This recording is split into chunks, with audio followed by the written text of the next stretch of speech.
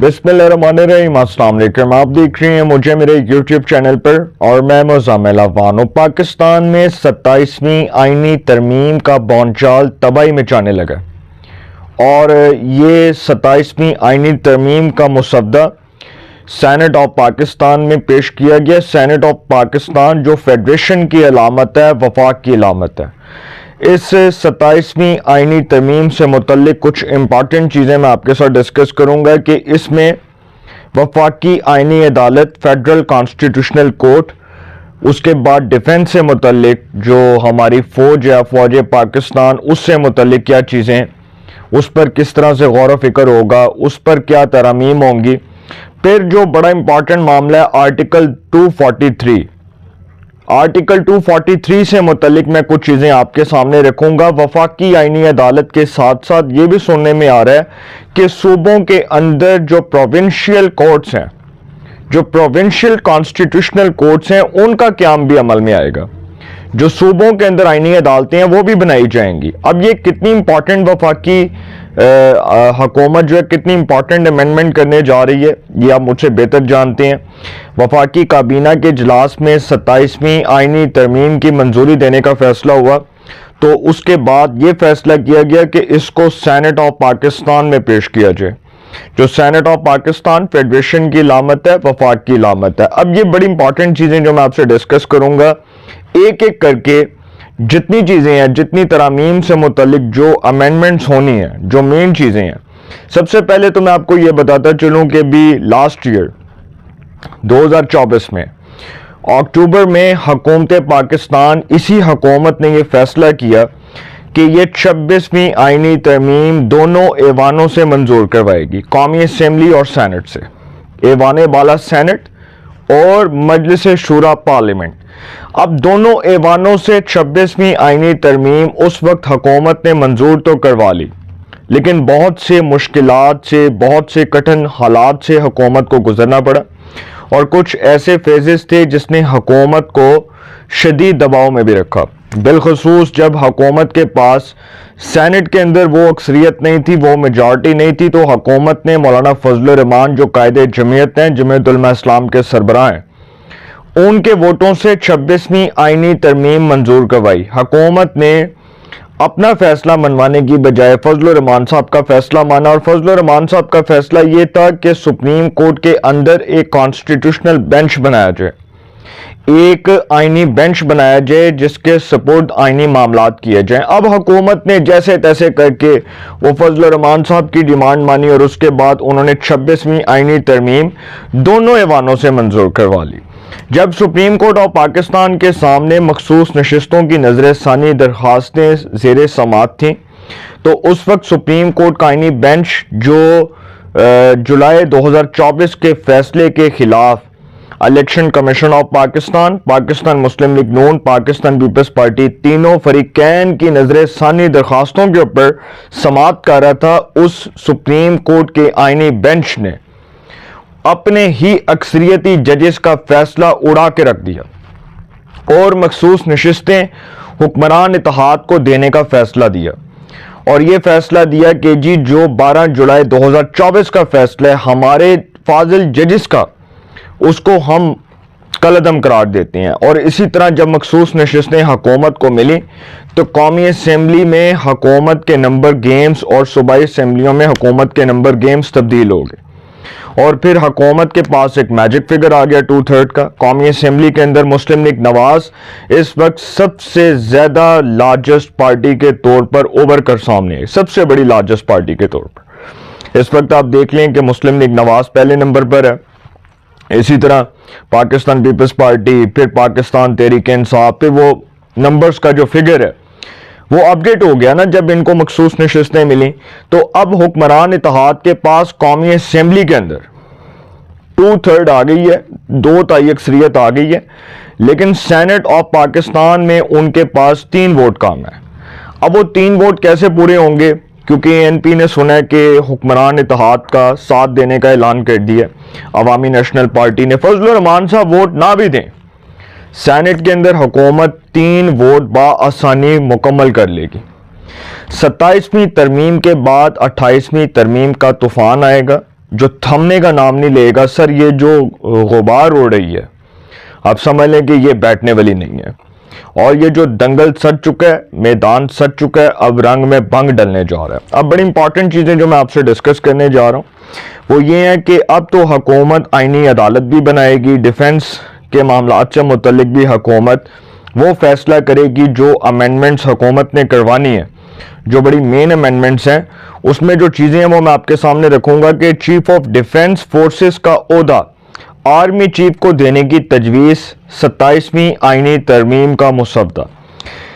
ممکنہ 27ویں آئینی ترمیم کا مسودہ سامنے آ گیا جس کے مطابق آرمی چیف کے لیے چیف آف ڈیفنس فورسز کا عہدہ دینے کی تجویز ہے, جبکہ سپریم کورٹ سے آئینی اختیارات واپس لے کر وفاقی آئینی عدالت کے سپرد کیے جائیں گے. مسودے کے مطابق 27ویں آئینی ترمیم میں آئین کے آرٹیکل 42 اور 59 میں ترمیم کی جا رہی ہے. اس کے علاوہ آئین کے آرٹیکل 63A کی کلاز 5 میں لفظ سپریم کو فیڈرل کانسٹیٹیوشنل میں تبدیل کیا جا رہا ہے. یہ بڑا امپورٹنٹ معاملہ ہے کہ آئین کے آرٹیکل 42 اور 59 میں ترمیم کی جا رہی ہے. اس کے علاوہ آئین کے آرٹیکل 63A کی کلاز 5 میں لفظ سپریم کو فیڈرل کانسٹیٹیوشنل میں تبدیل کیا جا رہا ہے. 27ویں ترمیم کے تحت وفاقی آئینی عدالت کے قیام کی تجویز ہے. وفاقی آئینی عدالت آئین کی تشریح اور آئینی تنازعات کے فیصلے کرے گی. مسودے میں کہا گیا کہ سپریم کورٹ سے آئینی اختیارات واپس لے کر وفاقی آئینی عدالت کو دیے جائیں گے. آئین کا آرٹیکل 184 ختم کر دیا جائے گا. از خود نوٹس کا اختیار ختم ہوگا. آئینی مقدمات اب سپریم کورٹ نہیں وفاقی آئینی عدالت سنے گی. سپریم کورٹ صرف اپیلوں اور عمومی مقدمات کی عدالت رہے گی. مجوزہ مسودے کے مطابق وفاقی آئینی عدالت میں چیف جسٹس اور چاروں صوبوں سے برابر نمائندگی ہوگی. وفاقی آئینی عدالت کے چیف جسٹس کی مدت 3 سال مقرر ہوگی. چیف جسٹس آف پاکستان کے عہدے کی حیثیت محدود ہو جائے گی. مسودے میں سپریم کورٹ اور آئینی عدالت کے درمیان اختیارات کی تقسیم کی تجویز کی گئی ہے. آئینی عدالت کے فیصلے ملک کی تمام عدالتوں پر لازم ہوں گے. 27ویں آئینی ترمیم کے مسودے میں فوجی ڈھانچے میں بڑی تبدیلیاں تجویز کی گئی ہیں. اب یہ بڑی امپورٹنٹ چیز ہے جو میں آپ سے ڈسکس کر رہا ہوں. اس میں chairman joint chief of staff committee کا عہدہ ختم کر کے آرمی چیف کو چیف آف ڈیفنس فورسز کا عہدہ دینے کی تجویز ہے. آئینی ترمیم کے تحت فیلڈ مارشل اور دیگر اعلیٰ فوجی عہدوں کو تاحیات درجہ حاصل ہوگا. 27ویں ترمیم کے تحت ججز کی تقرری کا طریقہ کار بھی بدلا جائے گا. جوڈیشل کمیشن میں وفاقی آئینی عدالت اور سپریم کورٹ کے چیف جسٹس دونوں شامل ہوں گے. تقرری میں وزیر اعظم اور صدر کو کلیدی کردار حاصل ہوگا. پارلیمنٹ کو آئینی عدالت کے ججوں کی تعداد طے کرنے کا اختیار ملے گا. یہ پارلیمنٹ کے پاس اختیار ہوگا. 27ویں آئینی ترمیم ان کو یہ اختیار دے گی, جس طرح 26ویں آئینی ترمیم نے یہ اختیار دیا پارلیمنٹ کی اسپیشل کمیٹی کو کہ وہ کسی بھی 3 سپریم کورٹ کے موسٹ سینئر ججز میں سے کسی ایک کا انتخاب کرے گی اور اس کو چیف جسٹس بنائے گی. اب 27ویں آئینی ترمیم یہ اختیار دے رہی ہے پارلیمنٹ کو کہ وہ آئینی عدالت کے ججز کی تعداد جو ہے اس کا فیصلہ کرے گی کہ کتنی تعداد ہونی چاہیے. آئین کے آرٹیکل 63, 42A, 175 تا 191 میں ترمیم کی تجویز ہے جس کے ذریعے سپریم کورٹ کے اختیارات میں نمایاں کمی ہوگی. ماہرین نے ترمیم کو عدلیہ اور انتظامیہ کے اختیارات میں بہت بڑا جو ہے وہ سمجھ لیں کہ سنگ میل قرار دیا. اپوزیشن جماعتوں نے مجوزہ 27ویں ترمیم پر شدید تحفظات ظاہر کیے. سیاسی حلقوں میں وفاقی آئینی عدالت کے قیام پر بحث تیز ہو گئی. اب یہ جو وفاقی آئینی عدالت ہے سر دیکھیں, میں نے آپ کو ایک بار پہلے بھی بتایا تھا کہ دنیا کے 77 ممالک کے اندر 77 کنٹریز کے اندر فیڈرل کانسٹیٹیوشنل کورٹ بنے. اب اگر پاکستان کے اندر بن جاتی ہے تو پاکستان 78واں ملک بن جائے گا, 78th کنٹری بن جائے گی پاکستان. تو فیڈرل کانسٹیٹیوشنل کورٹ کا جو قیام ہے یہ عمل میں لانا اس لیے لازم تھا کہ حکومت سمجھتی تھی کہ جتنے آئینی معاملات ہیں وہ آئینی عدالت کے سپورٹ ہونے چاہیے. پھر جو آئینی عدالت کے جج کی عمر کی حد ہے وہ پچھلے سال بھی پاکستان بار کونسل کے جو وائس چیئرمین ہیں, پاکستان کے پرومیننٹ لا ایکسپرٹ, سابق وزیر قانون سابق چیئرمین سینٹ فاروق ایچ نائک، انہوں نے کہا تھا کہ 68 سال آئینی عدالت کے چیف جسٹس کی عمر کی حد مقرر کی جائے۔ اب جو 68 سال ہے، اب جو جج 65 میں ریٹائر، 65 میں ریٹائر، وہ 68 مطلب 66 67 اینڈ 68 3 ایئرز وہ ایز اے جج یا as a chief justice of the federal constitutional court وہ سرو کر سکتے ہیں، وہ اس عہدے پر تعینات کیے جا سکتے ہیں یا ان کو اس عہدے پر برقرار رکھا جا سکتا ہے۔ اب جو بڑی امپورٹنٹ چیز ہے وہ یہ ہے کہ حکومت نے اسی نومبر کے اندر یہ 27ویں آئینی ترمیم دونوں ایوانوں سے منظور کروانی ہے، قومی اسمبلی سے بھی اور سینٹ سے بھی۔ قومی اسمبلی اور سینٹ میں حکومت کے پاس نمبرز پورے ہیں، یہ 27ویں ترمیم دونوں ایوانوں سے نومبر میں اس لیے منظور کروانی ہے کہ ایک تو جسٹس امین الدین جو اس وقت آئینی بینچ کے سربراہ ہیں، ان کی مدت ملازمت نومبر میں پوری ہونے جا رہی ہے، اور دوسرا جو chairman joint chief of staff ہیں لیفٹیننٹ جنرل ساحر شمشاد مرزا، ان کی بھی مدت ملازمت پوری ہونے جا رہی ہے۔ تو سر دونوں شخصیات کو سامنے رکھتے ہوئے حکومت نے اب یہ فیصلہ کیا ہے کہ دونوں ایوانوں سے، قومی اسمبلی اور سینٹ دونوں ایوانوں سے یہ ترمیم جتنی جلدی منظور کروا لی جائے اتنا ہی فائدہ ہے، کیونکہ حکومت ہو سکتا ہے، مجھے نہیں پتا، کیونکہ حکومت کا تو جو ارادہ ہے وہ یہی ہے کہ جسٹس امین الدین آئینی بینچ کی بجائے آئینی عدالت میں ہوں گے، اور جو chairman joint chief of staff ہیں لیفٹیننٹ جنرل ساحر شمشاد مرزا، ان کو کہیں نہ کہیں ایڈجسٹ کر لیا جائے گا، کیونکہ ان کو تو جو فیلڈ مارشل ہیں وہ فورس کا فیصلہ ہے کہ ان کو کہاں ایڈجسٹ کیا جائے گا، کیونکہ chairman joint chief of staff committee کا عہدہ ختم ہو گیا۔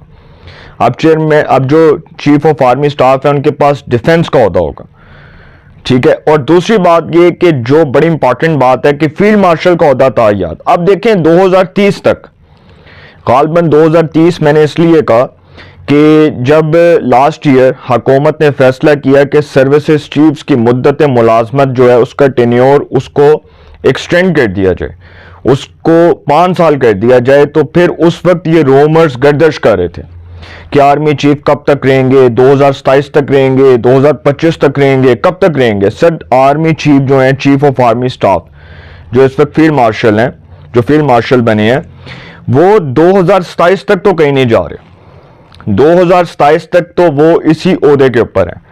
ابھی چل رہا ہے 2025، 2022 میں وہ اس عہدے پر فائز ہوئے، 2022 میں وہ چیف آف آرمی سٹاف بنے، 3 سال کے لیے ان کی تقرری ہوئی ہے، 5 سال کے لیے ہو گئی ہے، کیونکہ جو حکومت نے سروسز چیفز کی مدت ملازمت بڑھائی، اس کے ٹینیور کو ایکسٹینڈ کیا، تو 5 سال ہو گئی۔